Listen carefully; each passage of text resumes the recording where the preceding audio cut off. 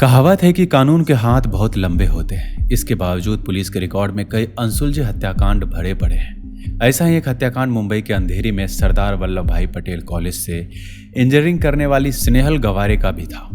स्नेहल गवारे हत्याकांड को 15 साल बीत गए, लेकिन आज तक पुलिस कातिल को खोजने में कामयाब नहीं हो सकी।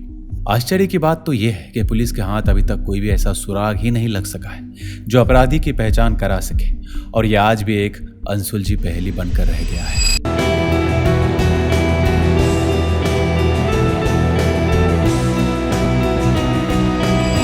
उन्नीस जुलाई 2007 का वो दिन मुंबई के डोंबिवली इलाके की निनाद कोऑपरेटिव हाउसिंग सोसाइटी में रहने वाली गावरे परिवार किसी जलजले से कम नहीं था। स्नेहल के पिता हिंदू राव गवारे जब घर लौटे तो पत्नी कल्पना ने बताया कि स्नेहल घर पर नहीं थी, लेकिन हॉल के दरवाजे पर कुंडी लगी हुई थी। स्नेहल की चप्पलें घर पर ही थी और हॉल में एक गिलास पानी भी रखा हुआ था। स्नेहल का फोन भी बंद आ रहा था। हालांकि दोपहर में करीब 3:30 बजे स्नेहल ने अपनी मां को एक ब्लैंक मैसेज किया था। एक कोऑपरेटिव बैंक में नौकरी करने वाले स्नेहल के पिता हिंदू राव गवारे और स्कूल टीचर मां कल्पना ने बेटी की कई घंटों तक खोज की। आखिर में थक हार कर डोंबिवली पुलिस स्टेशन में स्नेहल की गुमशुदगी का रिपोर्ट लिखा दी गई। स्नेहल की बड़ी बहन शीतल, जो लंदन में पढ़ाई कर रही थी, उसे भी इसकी खबर दी जा चुकी थी। 20 जुलाई को सुबह करीब 5 बजे हिंदू राव के बेडरूम से कल्पना के चीखने की आवाज आई। घर में बहुत से लोग मौजूद थे और चीख सुनकर चौंक गए। बेडरूम में पहुंचने पर कल्पना बेड की ओर इशारा कर रही थी। हिंदू राव ने हड़बड़ी में बेड से गद्दा हटाया और पलाई खोली तो उसमें स्नेहल की लाश पड़ी हुई थी। स्नेहल के दोनों हाथ पीछे की ओर बंधे हुए थे और उसके मुंह को एक कपड़े से बांधा गया था। पुलिस ने लाश को कब्जे में लेकर पोस्टमार्टम कराया। पोस्टमार्टम रिपोर्ट में सामने आया कि स्नेहल को दम घोटकर मारा गया था। पुलिस ने हत्या का मामला दर्ज कर लिया, लेकिन उसे स्नेहल हत्याकांड में कोई और सुराग और संदिग्ध नहीं मिला। पुलिस ने स्नेहल हत्याकांड की जांच शुरू की तो सबसे पहला शक उसका बॉयफ्रेंड हिरेन राठौर पर गया। पुलिस की पूछताछ में हिरेन राठौर ने बताया था 2004 में स्नेहल से दोस्ती होने के 1 साल बाद उन दोनों में प्यार हो गया था। हिरेन ने भी ये बताया कि वो कभी कभार स्नेहल के घर भी जाता था और उसकी मां को दोनों के रिश्ते के बारे में पता था। पुलिस को दिए गए बयान में हिरेन ने कहा था कि हत्या से 1 हफ्ते पहले ही उसकी किसी बात पर स्नेहल से लड़ाई हो गई थी और इस दौरान दोनों के बीच कोई बातचीत नहीं हुई थी। उसने ये भी बताया कि स्नेहल की हत्या से 2 दिन पहले तक उसका फोन भी खराब था और केवल कॉल करने के लिए वो फोन खोलता था। हिरेन राठौर उस दौरान एक कंपनी में मैनेजमेंट ट्रेनी के तौर पर काम कर रहा था। राठौर ने पुलिस से कहा था कि वो दिन भर अपने सहकर्मियों के साथ ही था। हालांकि पुलिस कंपनी से जुलाई महीने का अटेंडेंस रजिस्टर नहीं बरामद कर सकी क्योंकि वो गायब हो गया था।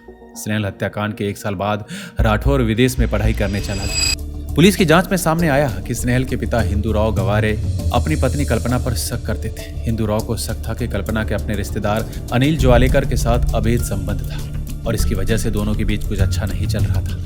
वहीं हिंदू राव की बड़ी बेटी शीतल ने अपने पिता के खिलाफ मारपीट करने का एक मुकदमा भी लिखाया था। हिंदू राव की साइकोलॉजिकल प्रोफाइलिंग की जांच में सामने आया कि वो अपने खिलाफ मामला दर्ज करवाने में मां और दोनों बेटियों की मिलीभगत से परेशान रहता था। स्नेहल हत्याकांड के कुछ दिनों बाद पुलिस ने मनसुख शिवाजी पाटिल नाम के एक शख्स के पास से स्नेहल का फोन बरामद कर लिया। कांदिवली में दुकान चलाने वाले मनसुख ने पुलिस को पूछताछ में बताया कि एक शख्स ने उसे ये मोबाइल बेचा था और ये उसे पड़ा हुआ मिला था। पुलिस ने पाटिल को बताया कि उसने 3500 रुपये में मोबाइल खरीदा था। पुलिस ने मनसुख के बताए हुए हुलिये के आधार पर मोबाइल बेचने वाले शख्स का स्केच भी तैयार कर लिया था। हालांकि स्नेहल के परिवार वाले उसे पहचान नहीं सके। पुलिस ने स्नेहल हत्याकांड में 4 लोगों के खिलाफ जांच आगे बढ़ाई थी। ये लोग हिरेन राठौर, हिंदू राव गवारे, कल्पना गवारे और अनिल ज्वालेकर थे। इन सभी की साइकोलॉजिकल प्रोफाइलिंग और पॉलीग्राफ टेस्ट किया गया था। वहीं हिरेन राठौर का brain electrical oscillation signature profiling भी की गई थी। इस टेस्ट में सवालों के जवाब में दिमाग में होने वाली छोटी सी भी हलचल को कैद किया जा सकता था। इस जांच के हिसाब से राठौर स्नेहल हत्याकांड में शामिल होने, उसका दम घोटने जैसे सवालों का जवाब नहीं देने के दौरान कुछ हलचल महसूस की गई थी। ये इशारा कर रहा था कि हिरेन का इस हत्याकांड से कुछ संबंध है। वहीं इस जांच में कल्पना और ज्वालेकर ने सच बोला। हालांकि हिंदू राव गवारे के जवाबों अनिश्चित माना गया। 2010 तक स्नेहल हत्याकांड में पुलिस के हाथ कोई बड़ा सुराग नहीं लगा था। फिर ये मामला क्राइम ब्रांच को दे दिया।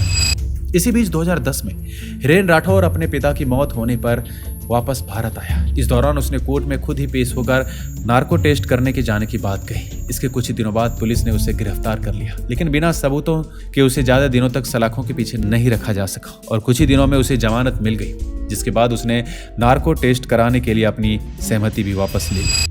पुलिस ने हिरेन के खिलाफ सबूत जुटाने की बहुत कोशिश की, लेकिन उसके हाथ खाली रहे। पुलिस ने हिरेन की कंपनी में अटेंडेंस रजिस्टर को बरामद करने के लिए कई कोशिशें की। पुलिस ने राठौर के सहकर्मियों से भी बातचीत की, जिसके बाद ये सामने आया कि हिरेन के खिलाफ चार्जशीट दाखिल करने के लिए पर्याप्त सबूत नहीं। हालांकि 15 साल बीत जाने के बाद भी हत्यारा पुलिस की पहुंच से बाहर है। हालांकि कल्याण क्राइम ब्रांचों के सूत्रों ने दी प्रिंट को बताया कि तब से उन्हें इस मामले में ना तो कोई नया सुराग मिला है, ना ही कोई नया संदिग्ध सामने आया है। दोस्तों, इस वीडियो में बस इतना ही। मिलते हैं अगले वीडियो में, तब तक के लिए अपना ख्याल रखिएगा।